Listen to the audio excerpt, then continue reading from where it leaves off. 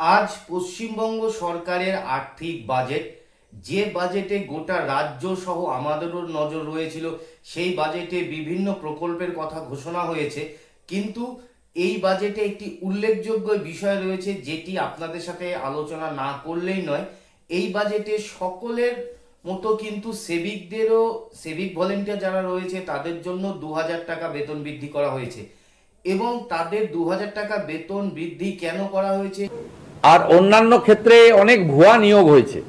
আমরা 2000 টাকা কেন করেছি তার কারণ হচ্ছে, আমরা সিভিক ভলেন্টিয়ার, ভিলেজ পুলিশ,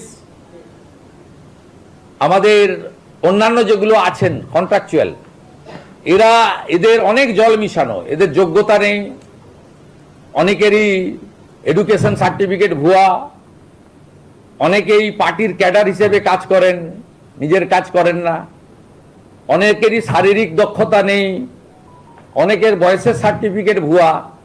আপনাদের আপাতত 2000 টাকা দিয়েছি, কিন্তু একটু ঝাড়াই বাছাই হবে। এটা এখন থেকে মেন্টাল প্রস্তুতি রাখতে পারেন। ছাঁটাই হবে না, কিন্তু ঝাড়াই বাছাই হবে। এটা একটা মাথায় রাখতে পারেন। তারপরে সঠিক লোককে সঠিক দেব। এতদিন এনভিএফ এবং হোমগার্ডরা বঞ্চিত হয়েছে আগের সরকার থেকে। মাত্র 12,000 টাকা করে বেতন দেয় তাদের। আমরা তাদেরকেও 2000 টাকা করে বৃদ্ধি করেছি। তাদের জন্য আমরা রিটায়ারমেন্টের পরেও পলিসি ভাবছি পরবর্তী সময়। তারা সত্যিকারে খুব অবহেলিত, বঞ্চিত অবস্থায় ছিলেন। উল্লেখযোগ্য কয়েকটি বিষয় রয়েছে যা জনগণের ক্ষেত্রে অত্যন্ত প্রভাব ফেলবে। এই সরকার ঠিক করেছে সব ICDS sector, primary, upper primary এবং হাই স্কুলে একদম পাইলট প্রজেক্টের অন্তর্গত ইলেকট্রিক কানেকশন হল, পিউরিফাইড ড্রিঙ্কিং ওয়াটার, পরিশ্রুত পানীয় জল হল, প্রাইমারি এবং হাই স্কুলের ক্ষেত্রে বিশেষ করে অগ্রাধিকার রাঢ়বঙ্গের জেলাগুলি পাবেন। পরে উত্তরবঙ্গের হিল এলাকায় যেখানে আবহাওয়া একটু অনুকূল থাকে, পরে পরে আমরা যাব। পাখা লাগানো হবে।